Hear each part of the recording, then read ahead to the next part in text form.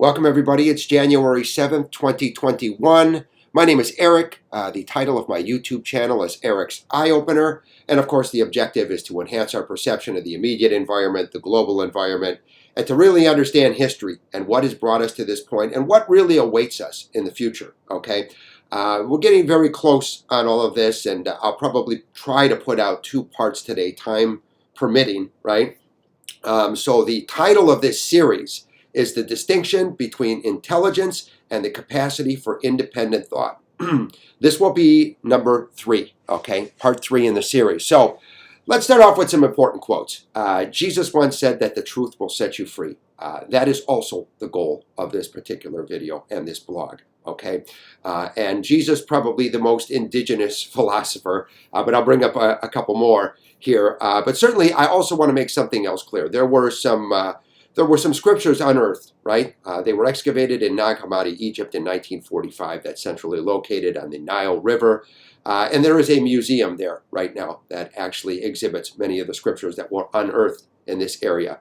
And so the book of Thomas and the book of Mary Magdalene were 2 of those works. And so they are really... Well, we should know, first of all, that the church acknowledges the 4 Gospels, right? Mark, Matthew, Luke, and John. But they don't actually officially acknowledge the book of Thomas and the book of Mary Magdalene. Now, I am well acquainted with officials from the church. I know many of the priests and seminarians here. I live very close to a seminary and a huge property with cathedral-like structures. It's amazing. I'm very fortunate. The archdiocese, part of it is owned by the seminary and part by the archdiocese. It's just really staggering and very majestic. It's a wildlife preserve. There's all types of wildlife out there, and it's a place for me to clear my head because I start out there in the morning with a long walk, and it really opens up a clean slate for me to write upon. Right.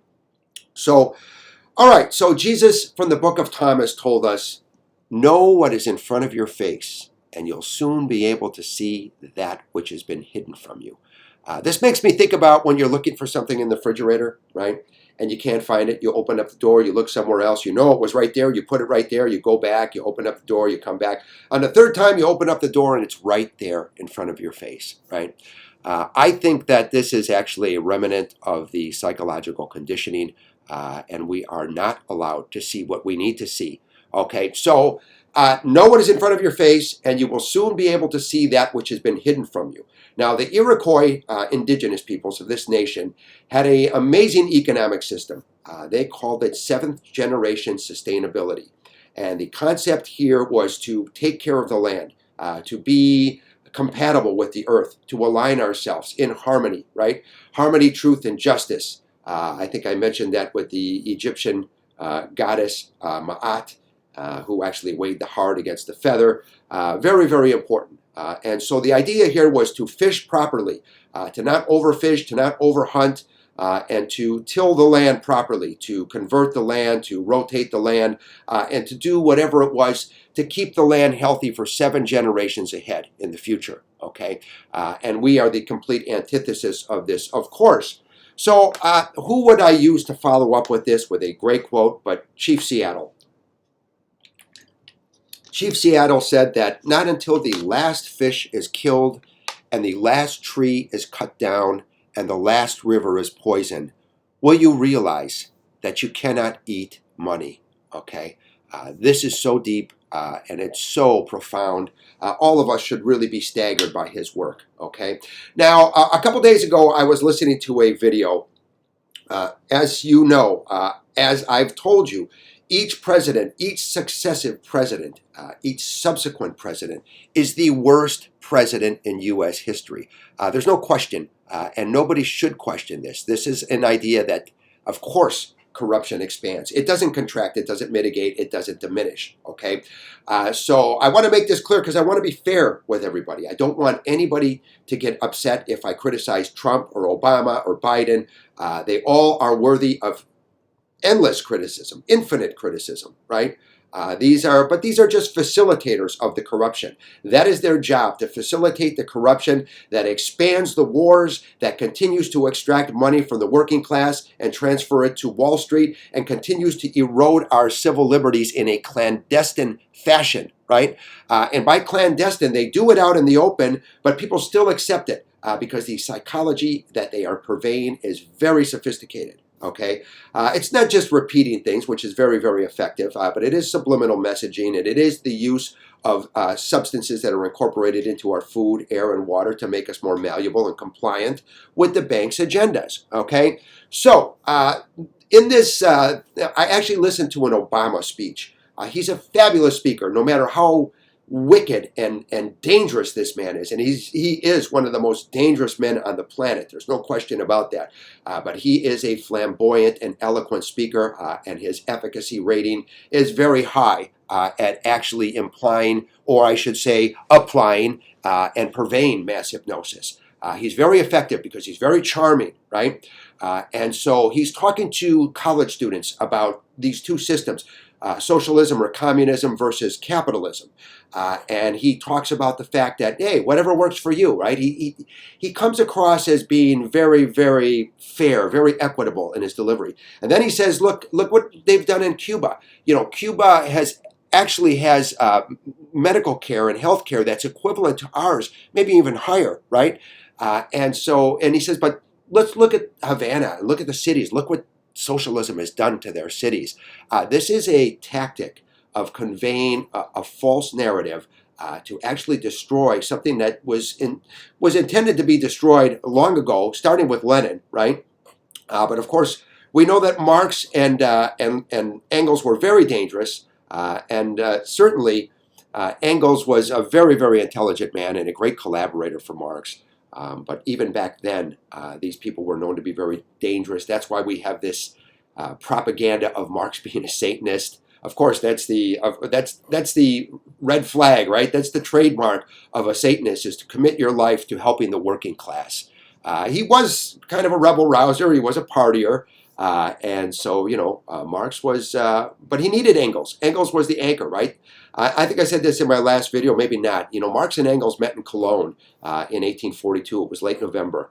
And Engels would be the most important anchor and really integral part of the duo, right, that created these great works. And Engels' family was quite wealthy. And of course, Marx couldn't handle money. And so he was spending money all the time like crazy, and this was a real problem. And Engels' family was very wealthy. So even though Marx had later in his life received a good settlement and a good amount of money that was coming to him on a regular basis, he still wasn't able to handle money. Okay, so we haven't left. We're still talking about Obama's speech. So Obama, of course, delivered this propaganda about Cuba. We've been after Cuba for a long time. We know what happened in the Spanish-American War. In 1898, the USS Maine was sunk, and that was a pretext to war. We were told then that it was an attack by Spain. We know now that it wasn't.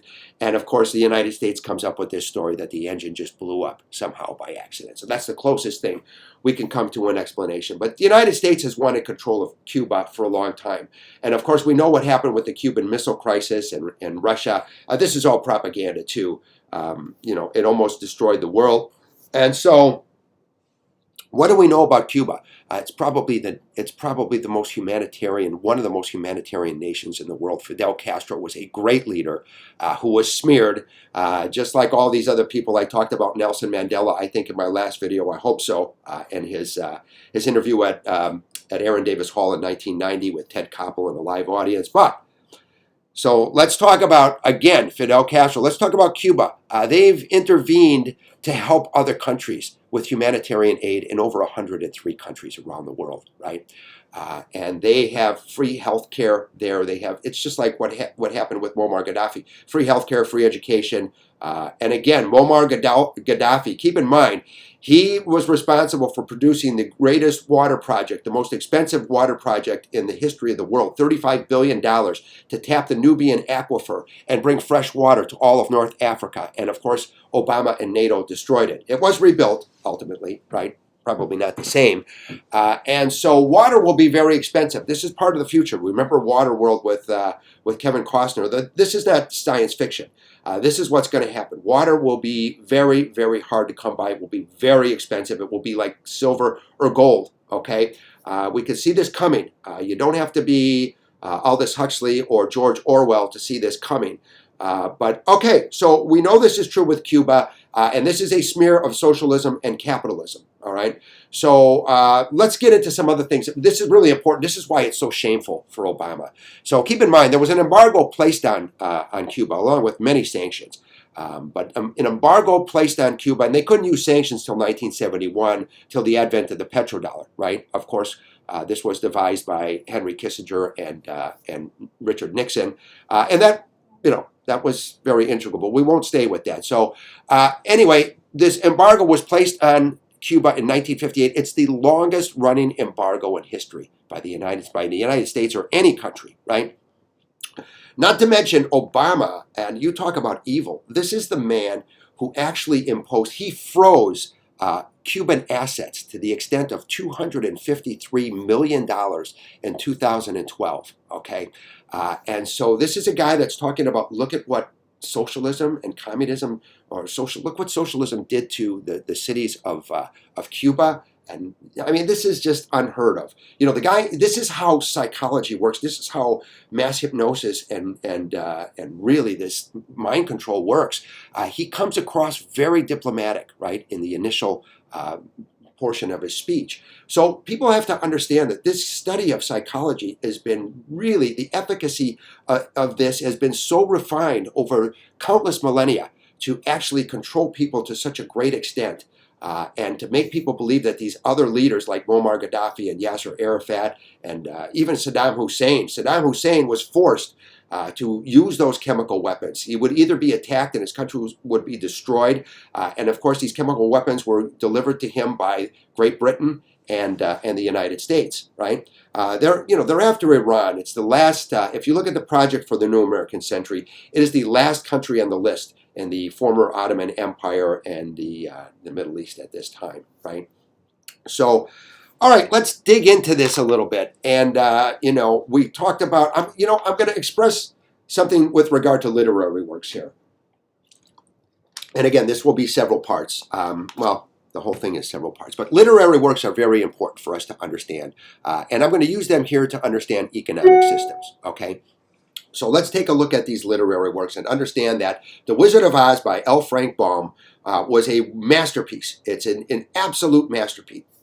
This is a pursuit of course, a utopian society. We know that the gentleman behind the curtain is like a lot of homeless people. They've given up on society. They hate society. And so he created his own utopia, right? And this is a metaphor for communism. All right. Most people don't know this, but communism was really inspired by Tommaso Campanella, who was a writer, and he was born in the 16th century, 1500s. And by 1602, he had actually published a work called The City of the Sun. Okay, it's a utopian work. It's a short story. And so this actually laid the foundation, and it predicated this movement towards communism. And so this is something very special. It's amazing that people believe that these authoritarian countries are communist. The only thing that they have in common and this is all by design, guys. This is all structured by the banks. This is actually something that happened with Lenin and Stalin and FDR and McCarthy. And we'll talk about this in a minute. But so this, again, a metaphor for communism, right? So let's move on to Moby Dick by Herman Melville. This guy was obsessed. Ahab was obsessed with the whale who had actually taken off his leg. He had a wooden leg, and he would stop at nothing. This obsessiveness, right? Of course, capitalism never sleeps. The idea is total exploitation of all resources and all people on the planet. That's why the bankers use it, right? And people who are convinced that capitalism works, they don't really understand capitalism, or they're just subjects, right? Of these people. They're venal, and they understand what's going on. And they're also greedy. There are three actually main components that allow somebody to believe in capitalism. That is ignorance, greed, and hypnosis. All right? It's generally a combination of these three. So, all right, so he's obsessed. He will not stop. He doesn't care about his men. He doesn't care about the ship. He doesn't care what the cost is.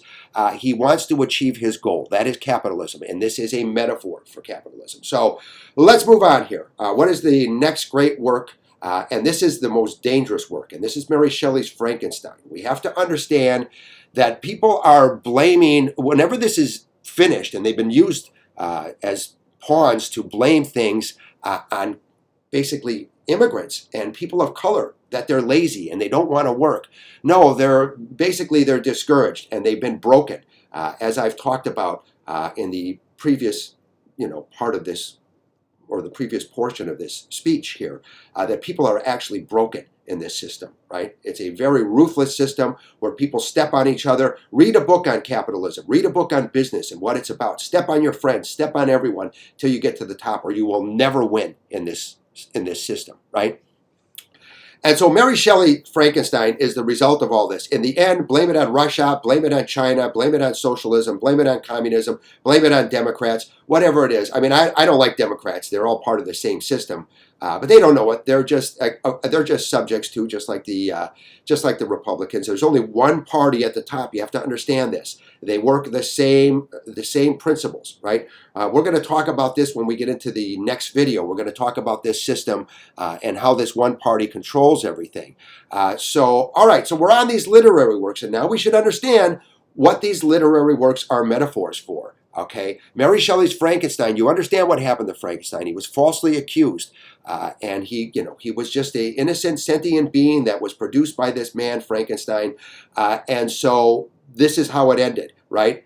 With murder, and that's how it ends here. You have people angry at immigrants. You see this hatred, these hate crimes against Chinese people, because China's done much better than the United States. They're a better country. They've outperformed us, and it doesn't matter. This is the fact, right? And China, I'll get into this in the next video. China lost 20 million people in World War II. And you say World War II, China wasn't in World War II. No, they weren't directly. Of course not.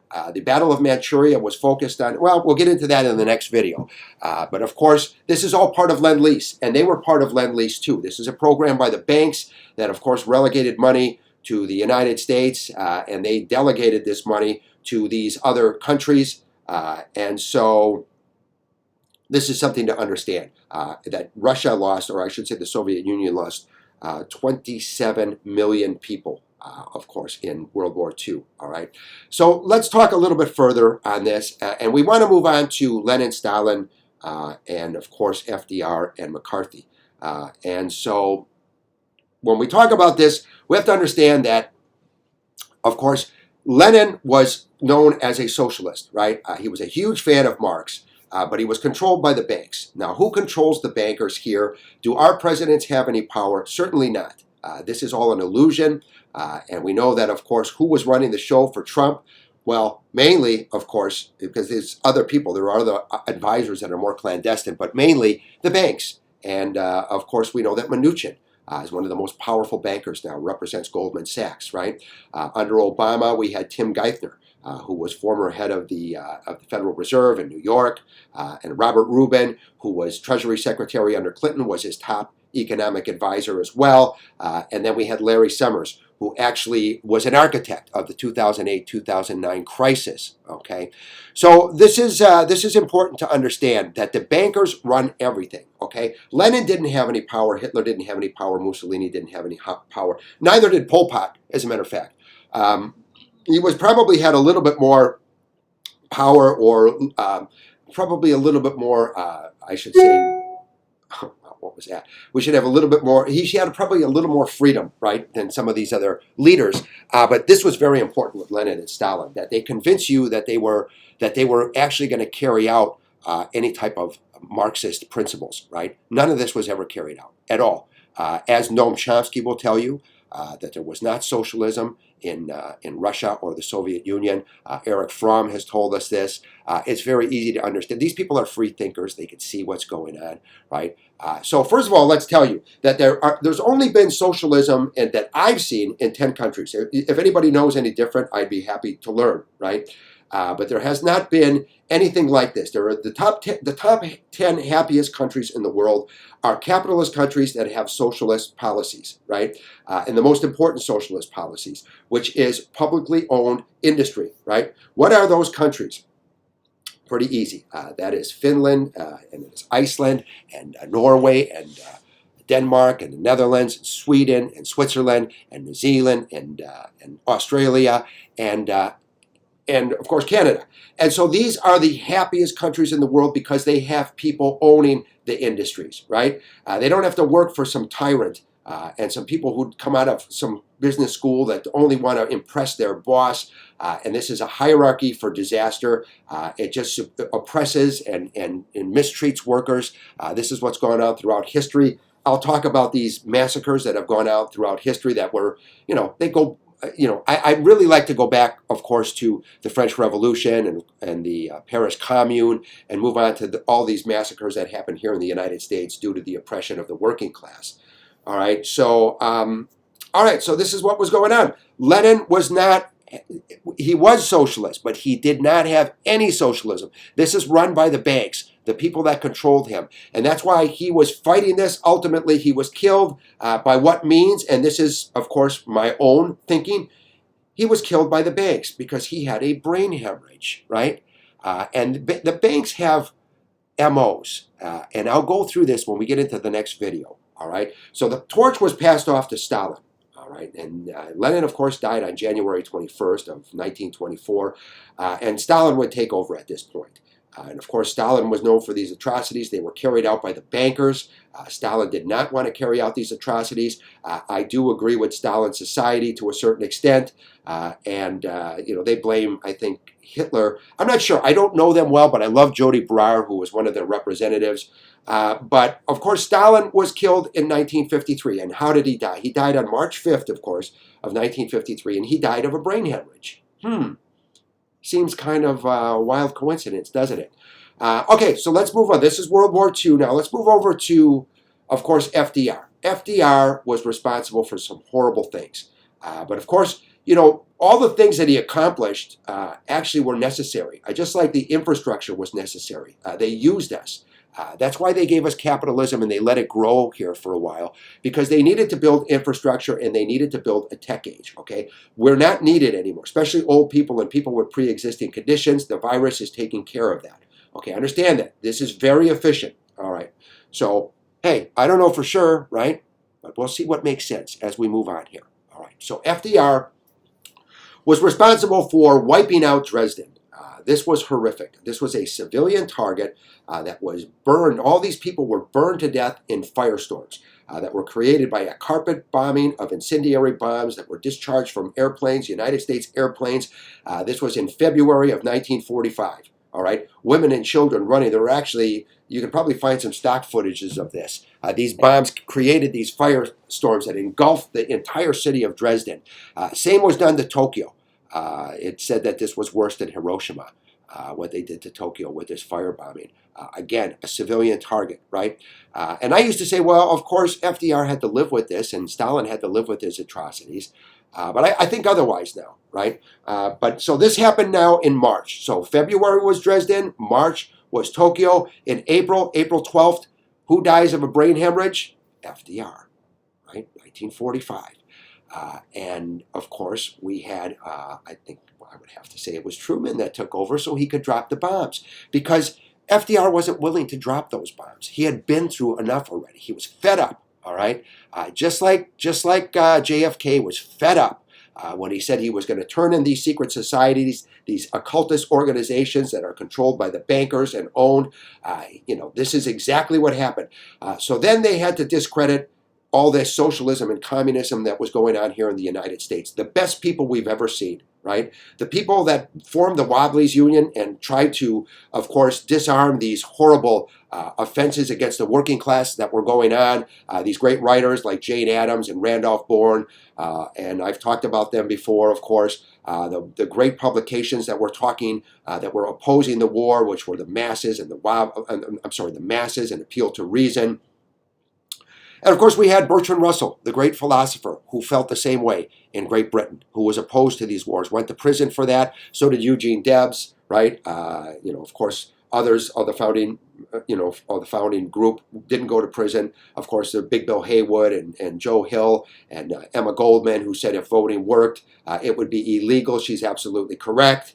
And voting does, some of this activism works, but all this is an illusion. They give us crumbs. When it comes to this thing that I talked about, war, Wall Street, and the erosion of our civil liberties, it's the backdrop. It controls everything. It makes us vulnerable to this illusion that we're actually accomplishing something. Now, the League of Women Voters did a great job. And of course, I forgot to mention Lucy Parsons, the great orator. But the League of Women Voters did a great thing with Percy Maxim Lee when they went after, of course, McCarthy and took him down, right? And so, ultimately, we would see what this would lead to. And of course, it would lead to the dropping of these bombs, of course, on, 1945 by Truman, right? That was just awful. August 6th and August 9th, if I'm not mistaken, of 1945. Little Boy and Fat Man. Russia invaded late on August 8th. And I mean, that was the end of it, right? Russia had won the war. They had already defeated the Germans on the Eastern Front, and they now had defeated Japan, but the United States needed to steal victory from them, all right? So this you have to think about, ladies and gentlemen. I have a lot more for you to think about because capitalism is feudalism. People don't realize that. We've just had a great deal more effective psychology used than they used in the past, that people weren't able to recognize that this was feudalism, but it was giving us, it was allowing the interim here for the United States to actually, again, to build the infrastructure. We're lacking infrastructure now, but much of the population is going to be dealt with. Population reduction is the goal of the future. Bill Gates has made that very clear. And remember that the PH in philanthropy is for phony. Okay, we saw this again with George Peabody, born in 1795, the father of philanthropy. The idea here was to give huge sums of money to public institutions like publishers and libraries and, of course, academia. Nothing went to the people. Just like with Bill Gates and George Soros could eliminate all these evictions and foreclosures at the drop of a hat. They will not. They're not about helping people. They're about making more money by controlling the people, okay? People should really understand that. George Peabody was mean to his family, he was mean to his workers, and he was cheap with his workers, just like the people now, just like Jeff Bezos, right? All right, so this is a small portion of what I have coming. I'm going to continue with this. I'm going to talk about the bankers a little bit more, and I'm going to talk about this feudalism that we're in, and it will become feudalism. I will talk about how they're going to deal with this, what they have in mind for the future. My name is Eric. And this particular video was, of course, the distinction between intelligence and the capacity for independent thought. This is part 3. My YouTube channel is Eric's Eye Opener. We already know what the intention of Eric's Eye Opener is, and it is now, of course, January 7th. By the way, January 7th. Well, it's not a thing to be happy about, but this is the day that, of course, who was it? Nikola Tesla died, right? Of course, he was born on July 10th. Of 1856. He died in 1943, and that was on January 7th. So he was a great man, and he was an integral part of this, that he offered this limitless energy to the bankers, and the bankers, J.P. Morgan, destroyed him, right? J.P. Morgan, very powerful. They control all the precious metals and the prices. And so, all right, let's not talk too much. We'll get that all in the next video or whatever we can, and we'll just continue to run on this particular series. All right, take care, guys. Thanks for listening. Bye-bye now.